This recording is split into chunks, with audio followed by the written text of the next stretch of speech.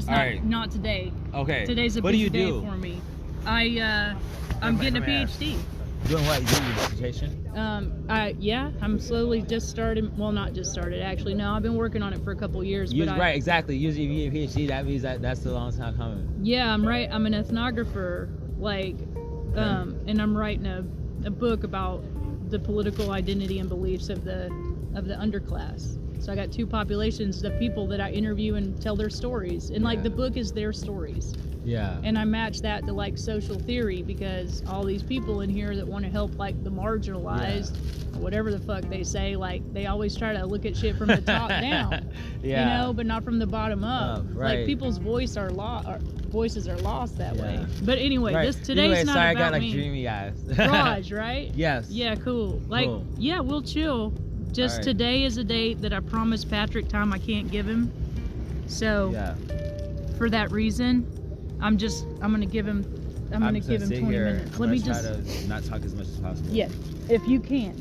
If I have to talk, I'm just gonna walk. Had we time, we would go to a quiet place. If I go like this, that's like excusing myself.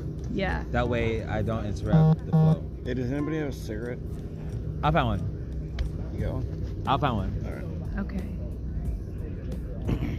So the last time we met, I asked you to think about the goals of your book. I know you want to tell your story, but what's the takeaway for people that read it? I want it to be discretionary. A tale. I want people to know my story, to know both what to do and what not to do. Yeah.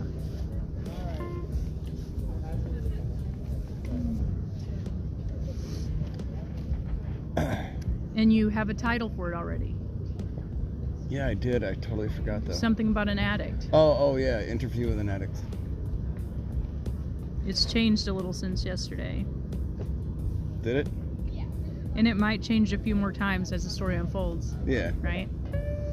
So no, I think that's a catchy title because obviously the Anne Rice book, Interview with a Vampire. Sure. And there's a lot of comparisons between addicts and vampires. It works on multiple levels. It does, but it's it's just the literal and the figurative. Right, but it'll catch people's attention and be like, oh, so it's just an interview with an addict. And it's great because in something like that, it starts in the present, then it goes to the past and comes back to the present. That was kind of the angle I wanted to work at. Yeah. So. Yeah, no, it wouldn't be linear. We're gonna spend a different day on the deep stories and the personal tales, right?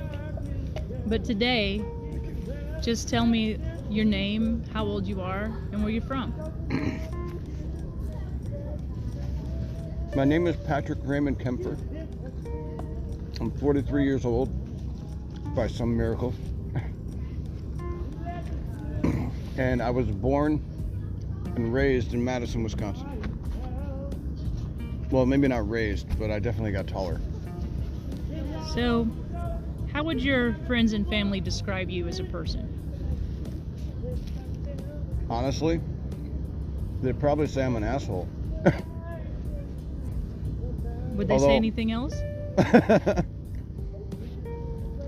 I think people's interpretation of me is that I'm gifted on many levels, but I waste my potential. But what makes you an asshole? Power off. Because I'm selfish. No, I mean, that's not to say that I won't put a blanket on my buddy if he's laying next to me and he's cold, but in a lot of ways, I've become very cynical and jaded. And that's where that asshole part comes from. Yeah. So how would you describe yourself? Incidental brilliance. I don't know why I know the things that I know. I'm just clever, I guess. I don't know, I can figure shit out. But I have, no way to apply any of my knowledge to anything useful. And that's that potential part. Right. Well, a lot of it's a lack of opportunity. What kind of opportunities are you lacking?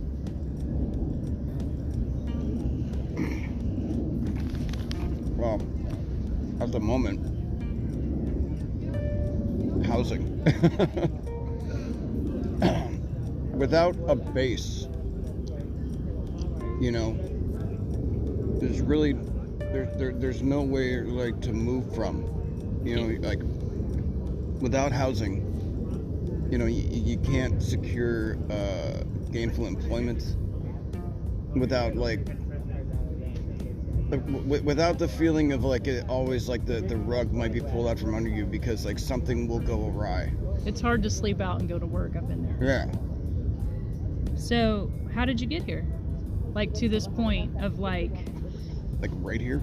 Yeah, to this point of being houseless, like kind of down on your luck. You told me you're drinking yourself to death right now. Yeah, pretty much.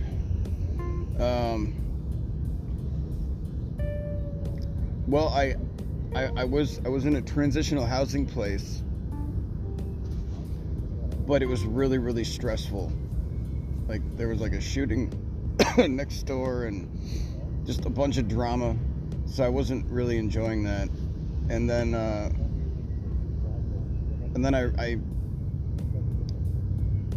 was reintroduced to this girl, and she invited me to move in with her because she knew how unhappy I was there. And without giving it enough real thought, I decided to take her up on her offer. I quickly realized that my insanity does not match her crazy. You know? Like, I mean, I'm insane. I mean, I know that. But she's fucking crazy. And there's a difference. If you could diagnose your insanity, what would you say about it? What makes you crazy?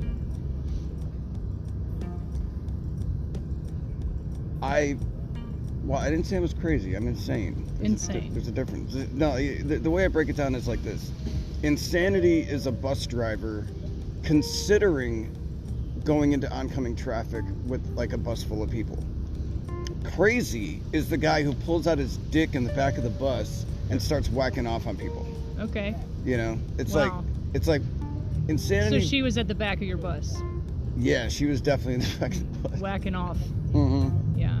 People can be self-indulgent like that. Dude, she was very, like, I feel like she only invited me to fucking move in with her just so she would, it's like she wanted another dog. You know? Was that here in Madison? Where did you roll into town from? It was on the west side. No, I've been here, dude.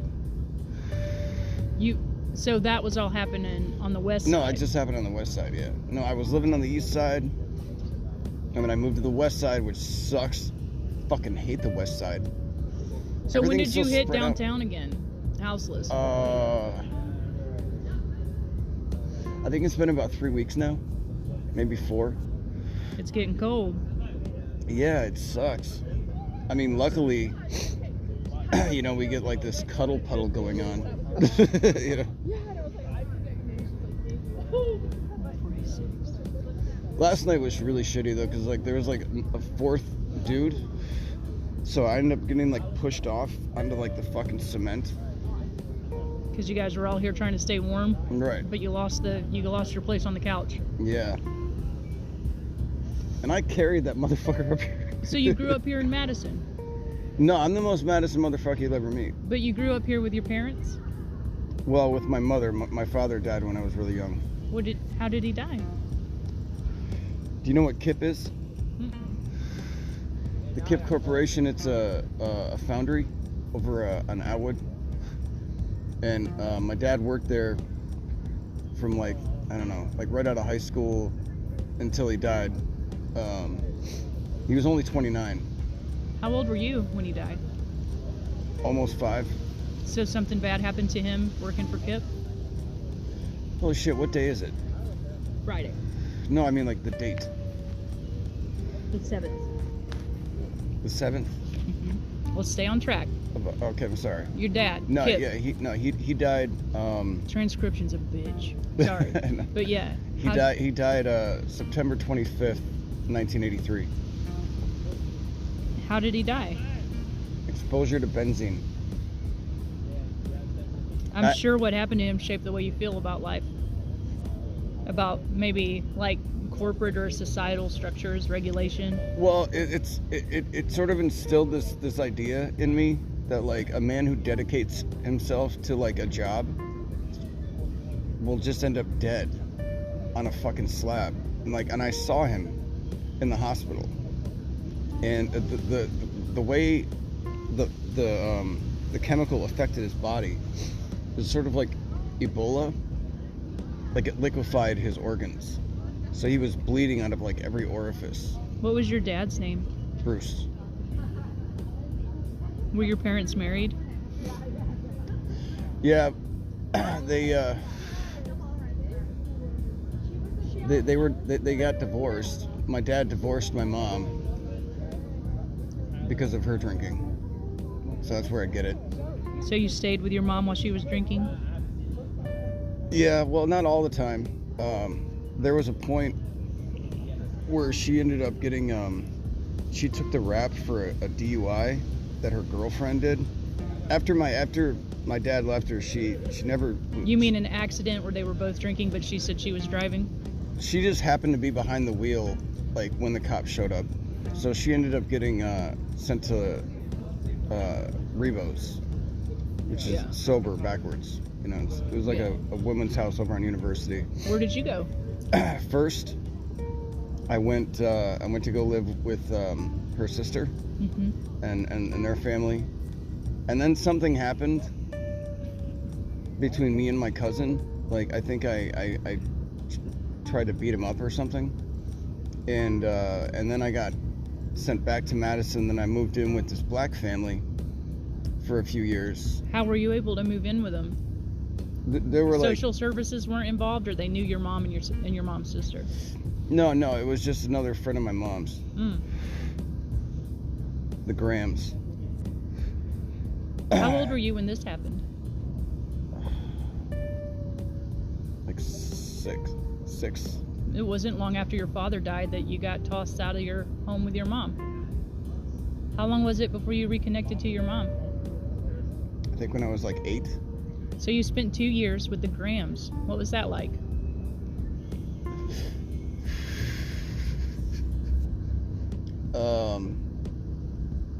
Well, you know, I came to appreciate Soul Train quite a bit. I learned how to dance, and we ate a lot of fried bologna for breakfast. I'm from the South. It's not too bad. Yeah. Cinnamon toast. Nice. But overall, like... No, but I really appreciate that experience. Because, you know, being a white kid in a black family gave me an appreciation for what people of color have to fucking deal with. Did you see them dealing with things? Oh yeah. Like what? A lot of racism. and I by association, you know, I was treated like a fucking nigger, you know, because like these were my brothers and sisters. Something else really interesting happened though when I was there.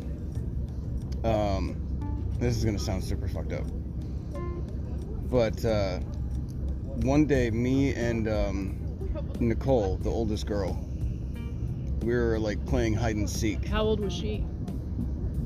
Okay, so she was 8. I was 7, she was 8. And then the younger girl, she was 5. And anyway, we're playing hide and seek throughout the house, and we burst into our parents' room and saw them fucking. And they're like, get out, you know, whatever. But like, we got it in our heads like, wow, that looked like fun. So we started fooling around, and then we were caught by the younger girl, Mariah, and she basically threatened, like, it was like Cindy Brady. She was like, it's like, if you don't let me play with you, I'm gonna tell. So How old was she? she was 5. So no 6. So it was like 6, 7, and 8. Yeah. And then I had a fucking threesome with these 2 fucking sisters. And then Did that the finally parents got find out? No, but the oldest brother, he caught us, and he threatened to rat us out. And he was a lot bigger than us, so I was like, all right, fine. But yeah, that was my first sexual experience. So you weren't sexually abused? Oh no, I've been that too. Was that before your consensual sexual experience? No, it was after.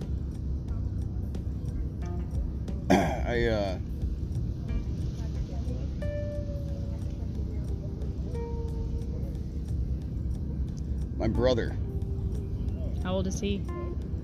he's 8 years older than me, so he was like 15. So you and he was he with the Grahams too? No, this was after, like, when my mom got out of rehab, she went to go live with my grandmother, and then I was brought in there, and my brother, he was living there too. So he had been with your grandma while you were sent to your aunt's? Yeah, no, he'd been with my grandma. Basically commandeered my brother When he was little? Yeah, like after my mom started fucking up. Yeah. And You ended up staying with mom. Right. And getting tossed pillar to post for a while. Yeah. So, what was it like growing up with your mom like that? My mom was also abused as a child in many ways, and she was also the oldest of her siblings. So she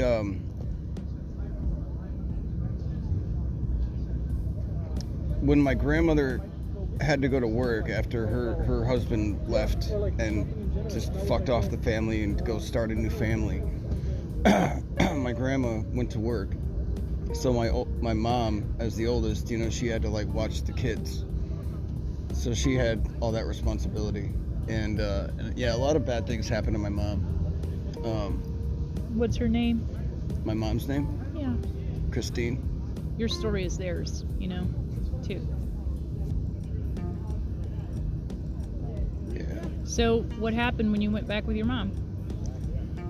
You went to go to your grandma's, where your brother was. We moved in with my grandma for a while until my mom could get us, our own place. Were you in school through all this? Yeah. Did you have to change schools, or was it in the neighborhood, everybody? No, I think I went to like 11 different schools. Throughout your childhood? Yeah. Yeah. But like just bouncing around town. Yeah. Like until I was 35, 34, I never lived anywhere for more than 2 years. How do you think that experience affected who you are now and how you live now? Well, it was a really transient lifestyle, like nothing ever seemed permanent. So you were socialized to a sense of impermanence. Right. And carried that through your adult life. Yeah, it's like even when I did have my own place for like 3 years, I would, reorganize my furniture like every 6 weeks, just because like it was either that or like cut my hair, and there's something to be said about a person who cuts their own hair.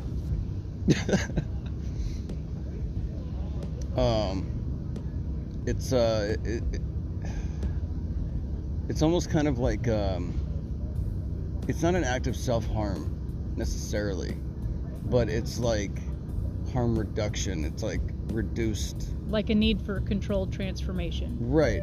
Yeah, it's like well, the world is in chaos and I have no power over anything, but at least I can do this.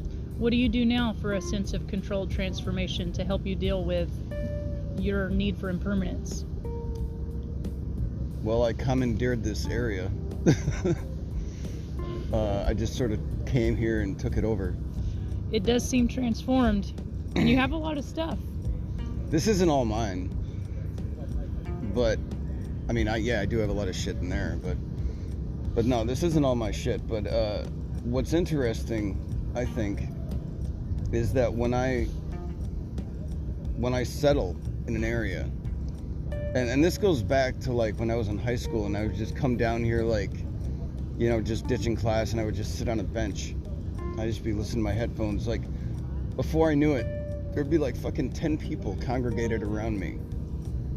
So it's like I tend to draw in people, and sometimes that's not so pleasant, but I mean, I guess it's nice to have company. And I think, do you think to some extent you were drawn to these people here too, like people that were here before you got here? no. So you didn't pick your crew at all, they picked you. Yeah, no, I just settled down, and all of a sudden it's like I have all these new friends. Tell me about the first time you met Vic. Vic? Yeah. Oh god, that must have been like 3 years ago. right before all this happened. Okay. But we but you know, him being you know, an older gentleman who didn't seem like outwardly crazy, you know, like he was somebody that like I could have a conversation with, you know, like I could, like, you know, I'd see him on the street and I'd see him shaky, so, you know, I'd be like, dude, man, like, you know, here, take a swill, have a drink, get the shakes off. And we sort of bonded over that, basically. Just, Well, it sounds like you picked him. well, yeah, kind of. I mean, I don't know, maybe we sort of found each other. The more interesting thing is Joe. Like, How did you meet Joe? he just approached, and you know, seemed like somebody that had like a lot of spirit. like and I needed like some positive energy around me. So in a way, maybe you picked him too. Yeah, maybe I did. There's nothing wrong with reciprocity. No, but I've come to really appreciate Joe as a friend. He's like my new like adopted little brother. Nice. Yeah.